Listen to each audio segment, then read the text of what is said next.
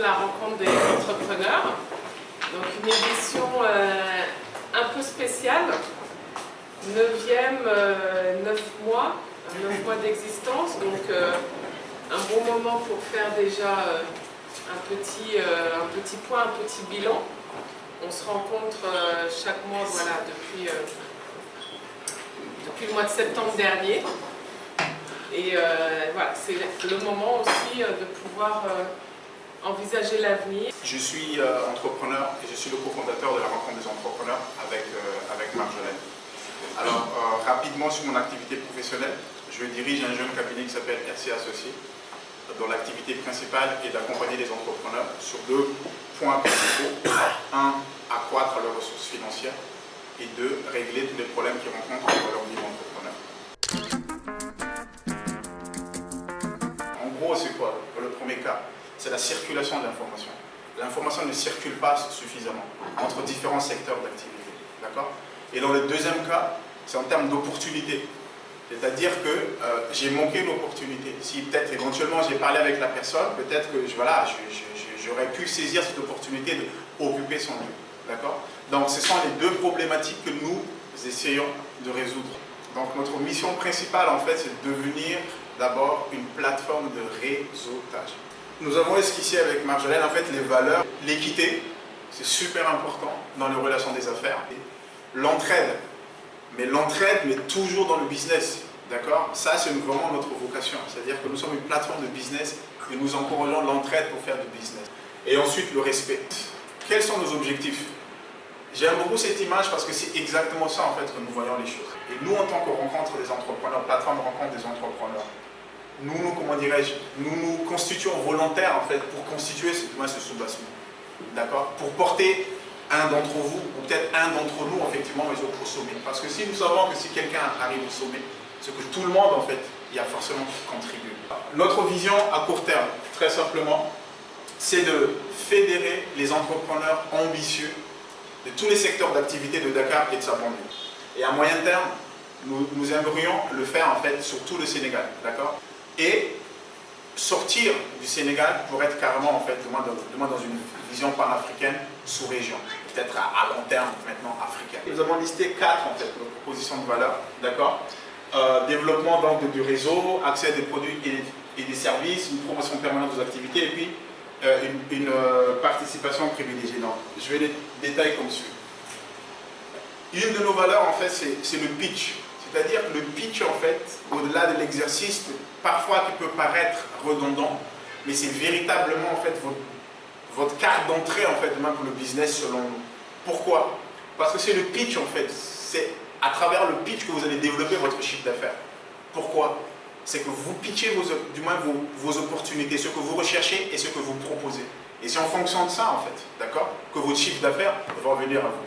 Et c'est ça le cœur, du moins, c'est le cœur de la rencontre des entrepreneurs.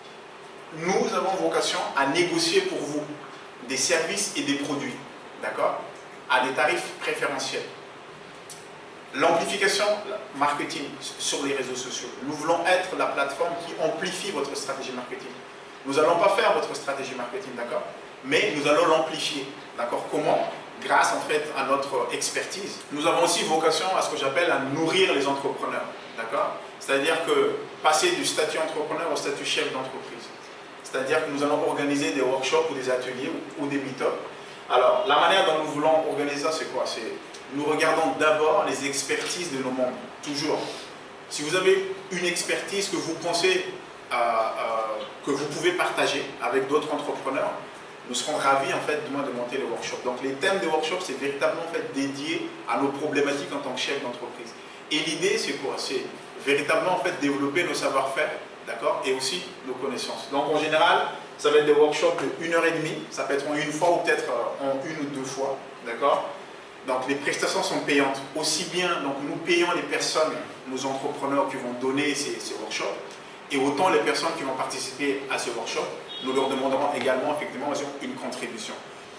Nous avons mis en fait, il y a 4 conditions pour être membre en fait des rencontres des entrepreneurs. Donc la première condition, c'est qu'il faut être entrepreneur, d'accord.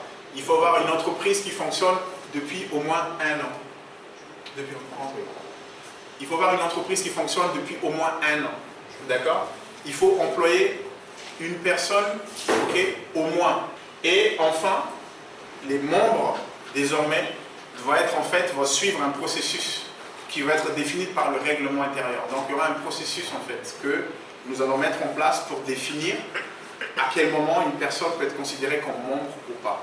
D'accord? Mais toujours, le côté humain pour nous est super important. Nous nous voyons mal, en fait, accepter quelqu'un comme membre qui ne partage pas, en fait, les mêmes valeurs que nous. D'accord? Les valeurs d'éthique, les valeurs d'entraide. Donc, en gros, en fait, c'est les personnes qui donnent d'abord, avant de recevoir. Les sessions, donc là, pour le mois de juin, nous allons préparer la première session de workshop. Ensuite, le règlement intérieur. Donc là, nous sommes en train de le rédiger. Il va arriver très prochainement. D'accord? Donc, le règlement intérieur, en fait, c'est quelque chose que marginalement avons rédigé. Nous estimons que, voilà, pour régir, d'accord, la vie en communauté, il y a des règles. Et on a mis en place un processus éventuellement d'exclusion, etc. Donc, voilà, on régit la vie du groupe. En revanche, la charte éthique, c'est quelque chose en fait qu'on va très prochainement lancer, ok? Quand le co-rédigera avec vous, justement, peut-être il y a peut-être d'autres valeurs que vous aimerez, ou peut-être il y a d'autres choses, du moins qui vous tiennent à cœur, que vous aimeriez effectivement partager, on regardera. Et c'est quelque chose en fait qu'on fera également signer en fait parmi nos membres. C'est super important. On va faire du business, d'accord? On va faire du business, mais il faut qu'on le fasse selon, qu'on appelle ça, différemment, et non pas comme ceux en fait qu'ils font actuellement. Okay? Et troisième chose en fait, c'est la newsletter. Donc nous avons vocation à produire chaque mois de la newsletter justement pour faire circuler l'information du moins des différents secteurs. Si vous avez des informations que vous voulez circuler, des produits du moins que vous avez lancés, des services que vous proposez, cette newsletter, et ça rentre dans notre stratégie d'amplification de votre stratégie marketing. Donc notre newsletter a vocation à être répandue dans tout l'écosystème. D'accord, c'est pas seulement au monde. Agora, c'est un centre d'affaires proposant donc des services de domiciliation, de salles de réunion et surtout de bureaux privatifs. Donc aujourd'hui, notre cible, c'est bien sûr des entrepreneurs comme vous, et aussi bien sûr des personnes qui sont à la recherche d'un local en fermant toutes les conditions qu'on souhaite pour travailler tranquillement et être focus sur son business. Je suis coach, formatrice et consultante, et il y a 2 ans, en 2003, j'ai décidé de créer donc Dev Network Africa, qui se veut un réseau d'expertise africaine pour apporter le meilleur en termes de développement de compétences, alors aux particuliers, aux professionnels, dans des domaines, ce qu'on appelle le développement des compétences. Donc nous, vraiment, notre travail, c'est d'accompagner des personnes, des organisations, à améliorer leur efficacité professionnelle, à développer leur potentiel à travers une large gamme d'outils, de la formation au coaching, je dirais au team building. Enfin, nous avons une large gamme d'outils. Donc je cherche plutôt ce type de profil, de gens qui soient assez généralistes, qui peuvent monter une formation, qui peuvent animer un team building. Voilà, je cherche ce type de compétences. J'ai créé un cabinet d'études marketing. On fait beaucoup plus de sondage d'opinion. Et là, récemment, on est en train de développer cela pour apporter des solutions, comme je vous disais tout à l'heure, par rapport à ce que nous faisons, notamment les études de marché. Parce que je me suis rendu compte personnellement qu'au Sénégal et en Afrique, la plupart, on fait des études, mais après, on ne peut pas utiliser les résultats pour les actions. Un cabinet en économie, finance quantitative et en économie, développement durable et de l'environnement aussi. Nous essayons de croiser des choses parfois très distantes et essayons d'expérimenter un tout petit peu ce que ça donne. Donc nous déployons tout ceci via 3 axes. Donc la formation, ça revient souvent ici, mais nous aussi nous sommes dans la formation professionnelle, le conseil et aussi de la recherche. nous faisons beaucoup de recherches, comme par exemple, en ce moment, nous travaillons énormément sur les eurobonds, c'est-à-dire les dettes souveraines des pays africains dans le marché Euronext. Mais la plupart d'entre vous, lorsque vous faites des prêts à la banque, les banques, en fait, en général, là, il y a quoi, j'ai discuté avec un banquier, vous faites les prêts à combien? Les prêts, finalement, les découvertes sont combien? Soit 18%. C'est-à-dire que vous ne pouvez pas aller à la banque avec 18%. Restez chez vous. Parce que vous allez parfaitement, vous allez mettre votre activité en danger parce que vous allez passer du temps à rembourser les intérêts que vous ne pourrez même plus rembourser les intérêts. D'abord, il faut mettre de côté les banques. Ah ok, je suis d'accord. Ils travaillent avec notre argent. Même pas. Tu as ton mouvement et qui vient, voilà. Même pas, ils ne travaillent pas avec notre argent. Ils vont juste aller spéculer ailleurs. Mais moi, je pense qu'il faut minimiser les charges. En termes de trésorerie. Est-ce que le fait de minimiser tes charges, est-ce que c'est ça qui va faire que finalement que là, tu vas avoir un problème de trésorerie? Et excuse-moi, à minimiser les charges, je vois sur, parce que j'ai fait des études de marché, sur par exemple le cas des enquêteurs. Tu as une mission en région. Tu es obligé de donner un budget pour que les formateurs, tu es obligé de décaisser. Alors si tu as eu un acompte, tu plus ou moins calcules pour que ça fasse ton acompte, mais sinon tu es quand même obligé d'avancer de l'argent là-dessus. Et j'allais dire, maintenant en termes de solution, la première chose qu'il faudrait, du moins pour éviter une tension en trésorerie, c'est faire une adéquation entre client et fournisseur. En gros, si mon client me paye, donc là déjà, donc là avec les solutions hors compte, si mon client me paye, pendant ce petit exemple Marjolaine, on ne sait pas quand, donc là c'est une problématique, on ne sait pas en fait, mais il faut au moins savoir, faire à 60 jours, juste pour vous donner une idée, est-ce que vous savez quel est le délai moyen de paiement des clients au Sénégal? Le délai moyen de paiement au Sénégal, c'est 107 jours. Moyenne, hein? Quand on dit on fait une moyenne, on prend les deux extrêmes.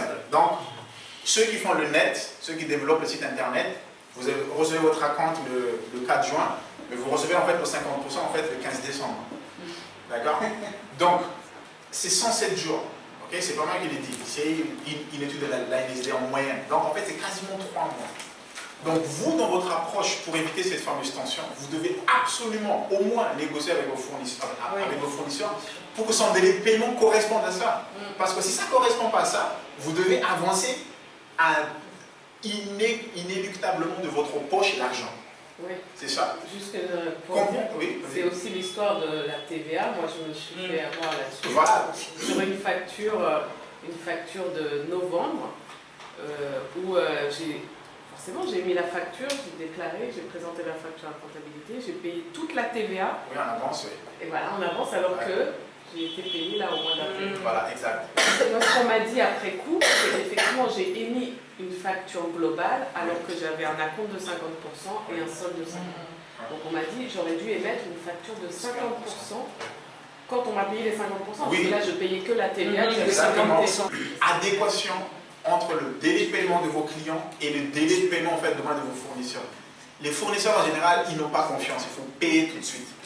Et donc du coup, il faut absolument s'assurer que le client finalement vous paye également tout de suite. Sinon, il y aura un problème. Sinon, si vous n'arrivez pas à cela, déjà vous savez qu'il va falloir trouver une autre solution. D'accord? Ravi de vous avoir. À très bientôt pour d'autres business. Et puis maintenant, si vous avez des questions, n'hésitez pas. Et puis pour finir, à ceux à qui nous avons envoyé les offres financières, on va préparer des factures, on va vous envoyer. Pour le paiement, il n'y a absolument pas de problème. On s'arrangera avec vous selon vos besoins et selon ce que vous pouvez. Voilà. Et les nouveaux, ceux qui veulent nous rejoindre, ça sera avec plaisir que d'abord on viendra vous voir finalement, toujours voilà, cette proximité qu'on aimerait développer. Et puis une fois encore, ma foi, échanger. L'argent, c'est rien. Le plus important, c'est ce que nous allons faire ensemble. D'accord. Donc, merci.